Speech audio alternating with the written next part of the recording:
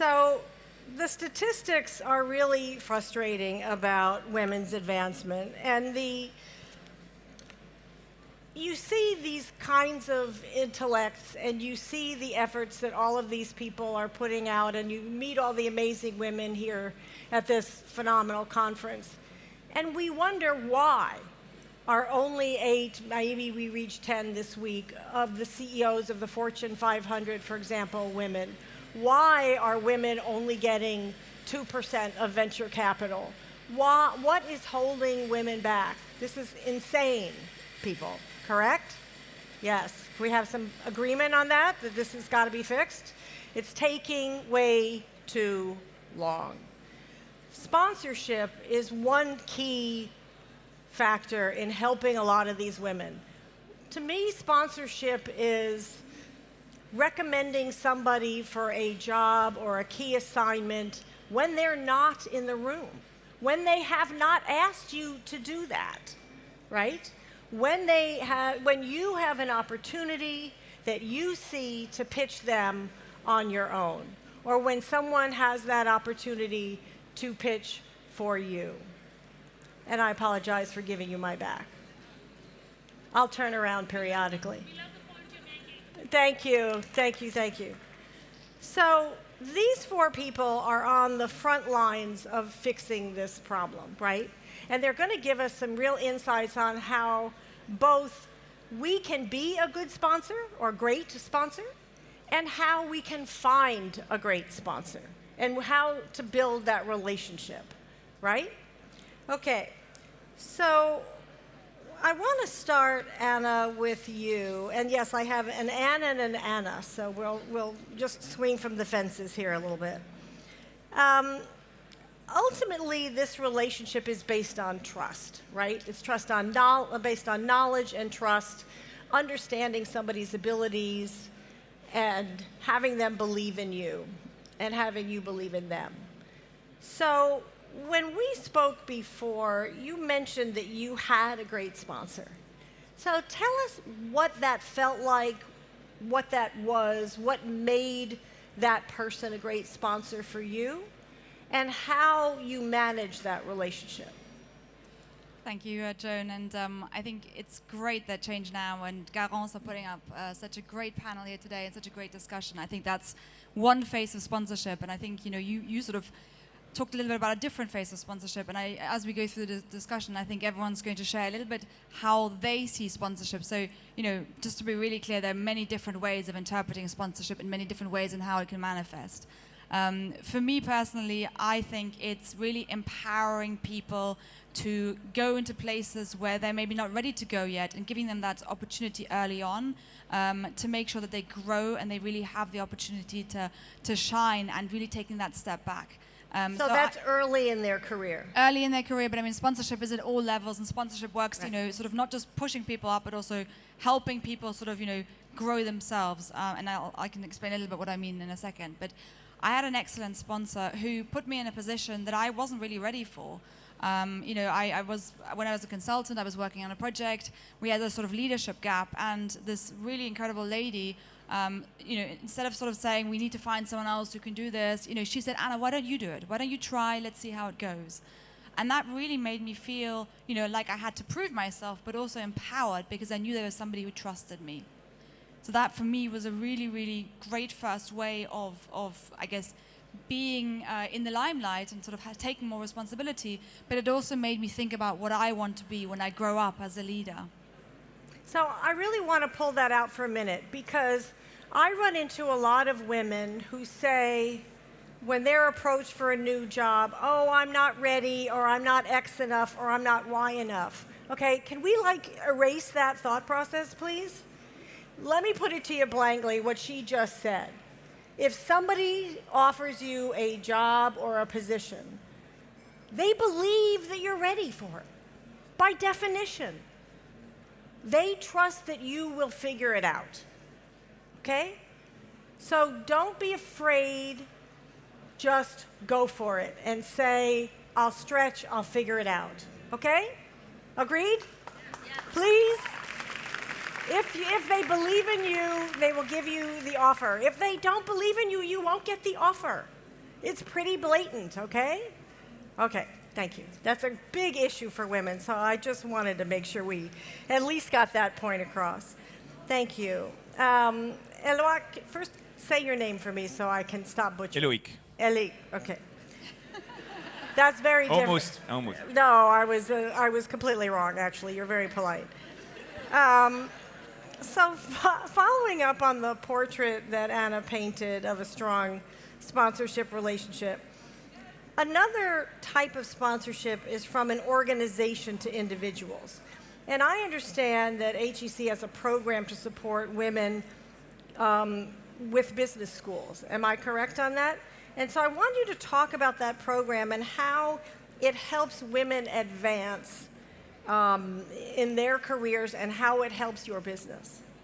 Yeah, thank you very much. So we have a program called Stand Up program. And if I start by this, I think everybody in this room heard about the donuts economics, right? So the idea that if you want to manage planetary boundaries, you need social foundations. And so some people have to rise. So we decided with this program that we would target women from underprivileged zones and help them get financial autonomy, leave from eventually their activities. Now the second thing is, we don't believe that there is something like women entrepreneurship, but there are very important obstacles for women. You just mentioned one, psychological. Every time we ask them, I'm not legitimate, I'm not the right person.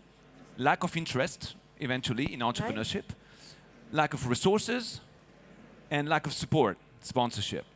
So the idea was really, can we start there? So it's been there for 3 years. We had more than close to 2,000 women on a very intensive program, and very, again, impactful. And we have a lot of learning in this program that we bring back to the campus.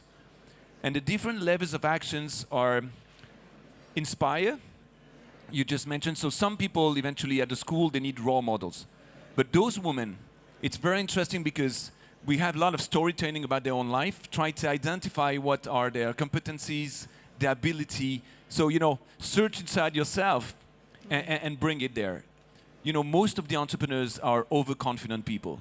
So if you are not overconfident and you don't believe in yourself, no way you can make it.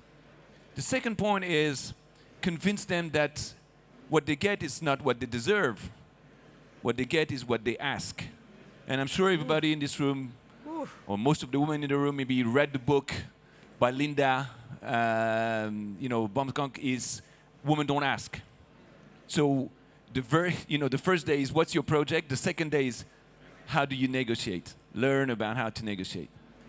We said lack of resources. So the idea is, can we connect you with people who can bring financing? Okay, that's interesting. But the thing we do with those women, and most of them come from underprivileged zone. How can you start a business without a single penny? Not a penny. So let's take an example. Some of them want to set up a restaurant.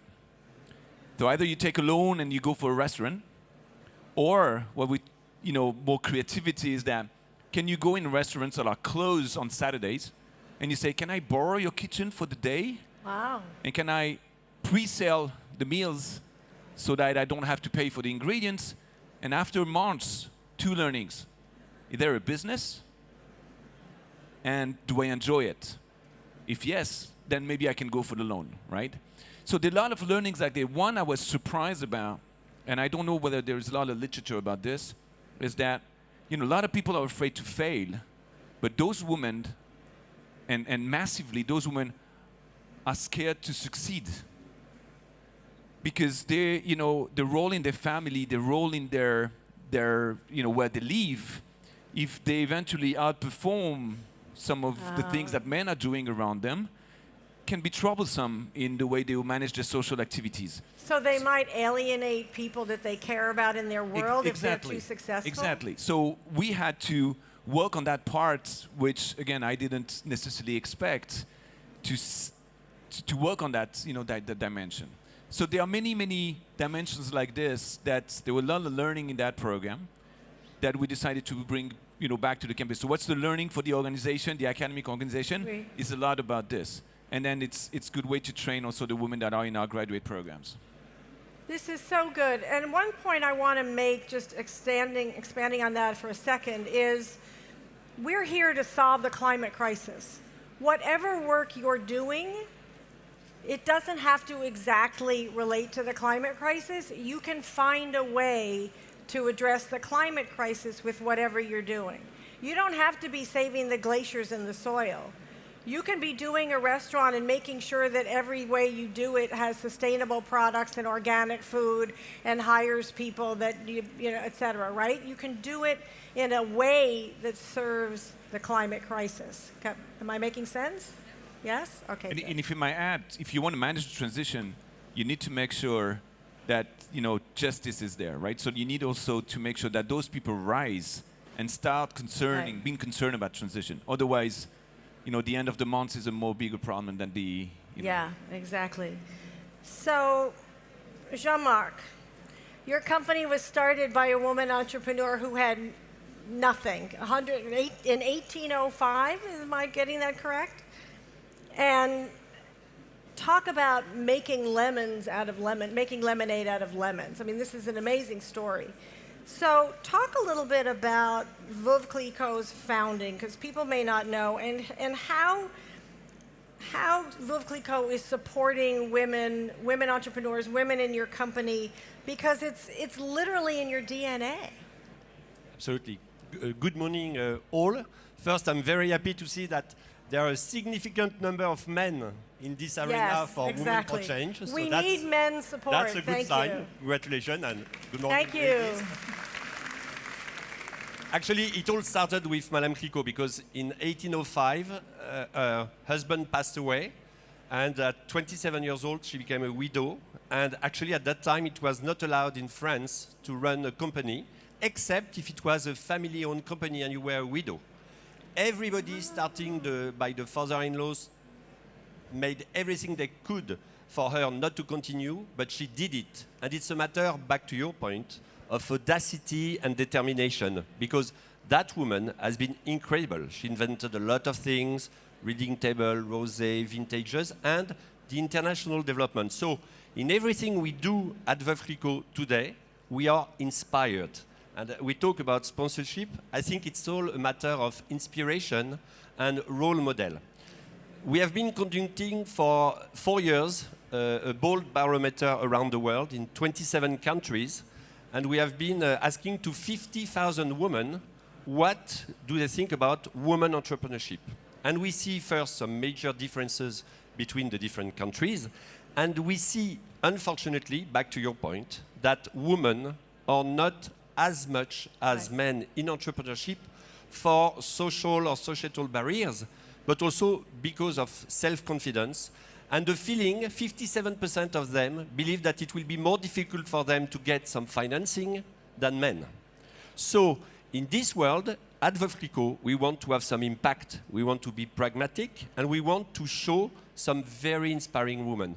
Can you imagine that in France, if you ask for the women who want to become an entrepreneur, 93% of them said that they would love to have a role model. Only 18% of them can give the name of one woman entrepreneur. And the name they give is someone like Liliane Bettencourt. We all like Liliane Bettencourt, but she has been here for quite a while, and she is not really an entrepreneur. They talk about Céline Lazorte, they talk about Anne-Sophie Pic, but they have a very hard time to find some woman who can inspire them. So it's all about Oprah Winfrey is a good example, model. do you think, maybe? Oprah Winfrey? Yeah. Sorry. I have a since there are, I'm sure, a lot of women Anne has a lot of examples. Yeah. Since there are a lot of women entrepreneurs around us today, you know that we have launched actually an open database called boldopendatabase.com, where now more than 2,000 women are already registered in order to be able to communicate between them and for the journalists and the financing people to see that there are some entrepreneurship. So please don't hesitate to get there. And also, you know that every year we have a bold program to present the Bold Woman Award of the year. Get to the Bold Woman Award, get registered. There is this year in France and in 27 other countries a way to put into the light a very inspiring and successful woman entrepreneur. It's all about being inspired and role model. We believe very much that it's a matter of really being audacious and determined, as Madame Clicquot was. And asking, yes. I hope you're all making notes, okay? Are you like signing up and making notes here? You can do it online right now. Right. So I want to call out three quick things. One is, so many women say to me, I should say I also do career coaching, so I'm trying not to totally go off on this. But a lot of women say to me, they know what I can do. They will present me on their own. Okay, newsflash? No. Okay? You have to tell them what you want. You have to ask for it. Okay? And to Jean-Marc's point, audacity. Have audacity. Have the audacity to ask. Have the audacity to support somebody who thinks they are not getting supported. Have the audacity to step up and be a role model. Okay? I'm just trying to pull out some of these key points so they don't get buried in our vibrant discussion. So, my friend Anne, talk about entrepreneurship. At Global Investor, you're helping so many women gain the capital they need to grow their businesses. What type of sponsorship can help these women? What are they? They're not looking for a job. They're not looking for a promotion. They're business owners who want to control their own destiny in that sense. So jumping off of what our tremendous male allies here have said, what do you see as the main things that they need? Money. I had a feeling I'm here you were to going to talk say about that. money and how sponsorship is the path to money, okay? I think one of the things I like to say to all women entrepreneurs is think big, believe in yourself from the inspiration, and ask for more money, right? So the asking for more money starts in your career when you have when you're negotiating salary or you don't. So you need to start there. Ask. Ask. We talked about that earlier.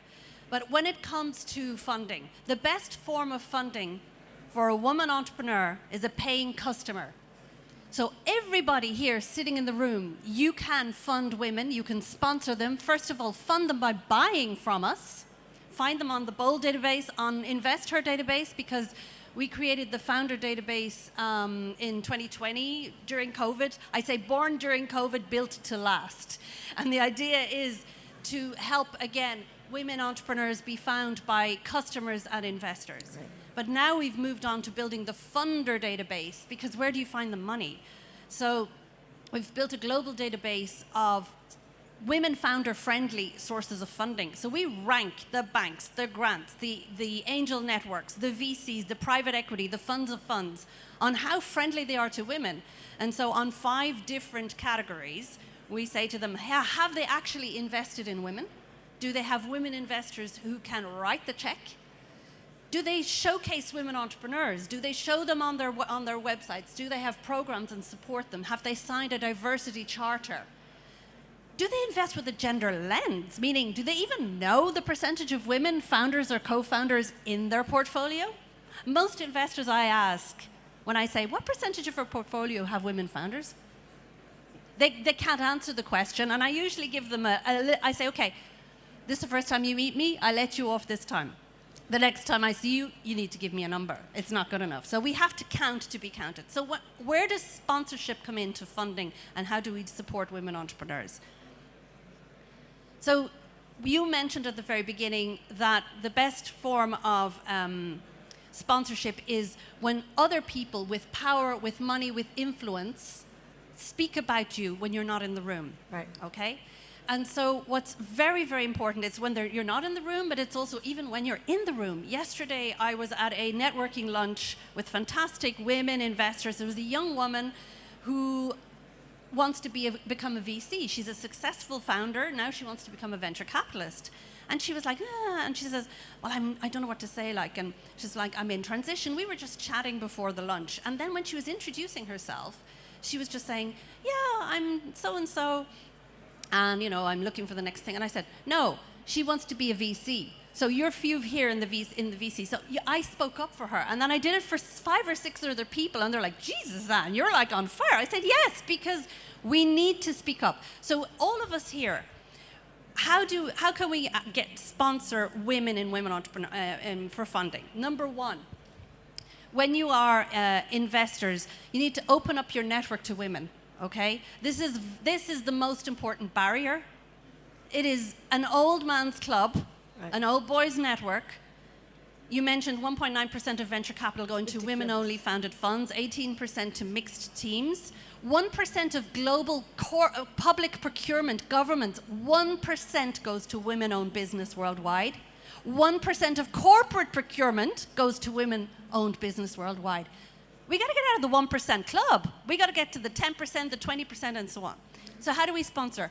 When an investor or when an entrepreneur has those contacts, you say, oh, you need to meet so-and-so. So you have to give those warm introductions. That's very important in the sponsorship, okay? And I just want to say one quick thing on launching off that, and hold your thought. It's not just that they can write a check directly, it's who that person might know. Absolutely, okay? Because often what tends to happen is that entrepreneurs in general go and talk to every investor. They don't actually target them properly. So then the investors are like, oh, okay, blah, blah. But then when they've had that meeting and it's not the right fit, the entrepreneur often will like just go away. And I'm like, I always say to the women in particular, okay, Jean-Marc, Eloïc, Anna, Joan, we're not a good fit for your investment thesis. Give me the name of 3 other potential investors who could. Who else should I talk to? Who else should I talk to? Perfect. I love it. You're taking notes? Yes? You are taking notes? Okay, good. You're getting your pitch ready? Okay, good. I'm glad. May I say something about money? You're from the Anglo-Saxon culture is fine with money. I'm afraid in Europe, in France in particular, to have the word money is not that easy to have in general and for women in particular. So I think it's something we should find a way to address because it's about really, it's the name of the game. Yeah. But we have a kind of tendency of being a little bit shy on this one, and we should also, especially for women entrepreneurship, find a way to make a woman more confident in asking. Do you know what they are? But what happens is, Jean-Marc, and to everybody in the room, there's nothing wrong with women. We're mentored to death. We need sponsorship and we need funding, right? That's we don't why need I like fixing. This there was never anything wrong with us. Right. Okay? So it's right, we need to have that money conversation, but we have to go beyond it. Well, and go ahead. But I just want to call out, the culture matters, right? Get to know, so to pull on Jean-Marc's point, get to know about the people that you're going to talk to before you talk to them. Understand what their values are. Understand what their pain points are, what their interests are, what they're investing in, and what their culture is so you can be relevant to them and build that bridge. Go ahead. Yeah, maybe to add one point. There are some studies showing that a man who's an entrepreneur has great ability to attract talents in the team. And if you look at women entrepreneurs, they have much more difficulties at the beginning. So they get 25% of what a man would get in terms of application until they raise money. And once they start raising big crunch of money, then it changes because, it brings confidence to the other one. So, asking for money is very important, and it has an indirect effect is once you do it, then applicants will show up and will come in line to eventually work with you. Right. So it's not a lack of ambition because we talked about the different reasons that women set up their businesses. We didn't talk about necessity. Yeah. Okay, globally that's one big issue, like that we have to feed our children and our families. Well, and that's the thing, is that women have been underpaid, and so there's a bigger gap. But and I'd like to get super practical, and I've tried to pull out some points that they've made. But let's list what makes a good sponsor. Let's get, you've had a good sponsor. I'm sure you've been a good sponsor. If I want to be a good sponsor, or a great sponsor, good is not good enough, right? We want to be great, right? So if I want to be a great sponsor, how does that conversation go? What do you say? Well, maybe just to sort of react a little bit, and then I'll answer your Sure. question. We've talked a lot about female entrepreneurship and sort of, the role of lifting up women. But sponsorship is not just for entrepreneurship. Sponsorship happens in all wakes of life. I work with big corporates. There's a big role for sponsorship with whoever you work with, right? So I really want to make that point clear, because I know there's people also in the audience who don't work in entrepreneurship and sort of investment and all that. Yeah, in fact, it's almost more important in the corporate sector and in the if you have a job. Exactly. And again, maybe to sort of take your question a little bit further, Sure. Rather than saying sort of how does the conversation go, I'd like to share a little bit what do you have to do on sponsorship? What are the sort of the 3 things that everyone should be doing? So I think we heard a little bit about asking for it, right? Don't hesitate to ask people to sponsor you, people you trust, people you see that you admire, men and women, and sort of holding people to account for that support. I think the second thing, But how do you do that? So talk about that. How does that start? I mean, do you call them? Do you tap them on the shoulder? I mean, how do you start that conversation? Exactly. You see somebody who inspires you, you start having a conversation, you say, look, I love what you do, I love what you're sharing with me, I feel inspired when I talk to you, I feel your energy, help me. These are my problems, these are my blockers, this is where I'm trying to go. What can you give me? And also, how can I help you? And I think that's the second point. Exactly. Sponsorship is not just top down. Each and every one of us can have a role in sponsorship. So it's me bringing my team up, but it's also my team bringing me up and sort of supporting me and saying, Anna, you did a great job on that, or I absolutely love what you're doing. Let me introduce you to X, Y, Z. So that's the second point I want to make. It's really, really important to understand that. And I think at the end of the day, each and every one of us has this opportunity to make a difference, so we shouldn't be afraid to take those steps. Oh, I love that. Having you guys here is really important because the male point of view in this is critical, especially in the world we live in now. And so I want to, I'm a New York City girl, so I'm going to touch on the third rail, okay? How can a man sponsor a woman in today's world? It's trickier. There's a bit of a minefield. I mean, I'll be honest with you. I have had men in my career say to me, I can't put you forward for X because they'll think we're having an affair when we're not. I mean, that's absurd, right? So for the male allies in the audience and for the women who want to get a male ally, because let's face it, you guys still dominate the power positions in this world, how do you ask a man to be your sponsor? And how does a man tell a woman that he would like to put her forward to see her career grow? Because let's face it, it's a form of an intimate relationship. It's based on trust. It's based on knowing each other. And so how do you do that today? Well, I think what Anne just said is very important. It goes in both directions. So telling a man, you're going to learn a lot also about this relationship. You are eventually managed by some woman. You're managing some woman. So spending some time with me and being my sponsor, you're going to get better in managing the whole team. I think that could be a way also to convince those person. It's not only you bringing me some advice, value, and I'm sure you can. And it's very important that you do. And maybe it brings me the man perspective as a woman to understand what's going on. But I'm going to, teach you what it brings some, information, different perspective, and you're going to be much better in managing the whole team. Do you want to do that? You have 50% of women in your team. Do you want to learn from my perspective too? I think that can be a way also to convince some of those men to get on board. I love that. So you're saying the words that I like are you're going to learn from my perspective as well, rather than I can help you or whatever. But you can learn from my perspective. I mean, okay, did you write that down? It's an opportunity and not a burden. I think sort of to reframe. Right, exactly. And it's mutual. Go ahead. And I would like to answer to your question by facts. I was mentioning having impact. There are some facts and figures. You have a management team. When I took over Veuve Clicquot, out of 8 people, there were 1 woman and 7 men. Today, I cannot say it's parity, but it's 3 and 5, so it's 3, 5, 5, 3, 4, Right. 4, fine, but not 1 and 7. We follow also now in France the salary gap between men and women. I think this is a fact. You know, in France, we are, I think, at 17 or 18% difference of salary between men and women. Crazy. I follow that on a quarterly basis in Veuve Clicquot. We are now at 1% difference. So Yay. it's not perfect, but getting there, getting there. Bravo.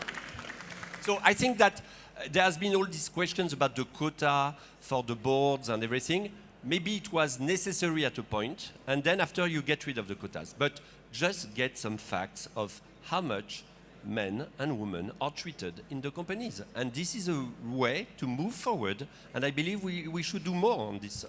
So you've done this in your company, and you just enumerated it. How did you do that? What can we learn from your experience of how you have advanced these women? How did you, I mean, did you have to, a lot of times people say, well, we don't have any female candidates for that SVP job because none of the women are VPs. I'm like, sorry, go down a level. They have the capacity, they just haven't had the job yet. So how do you go about, how did you find the other women to elevate to your C-suite?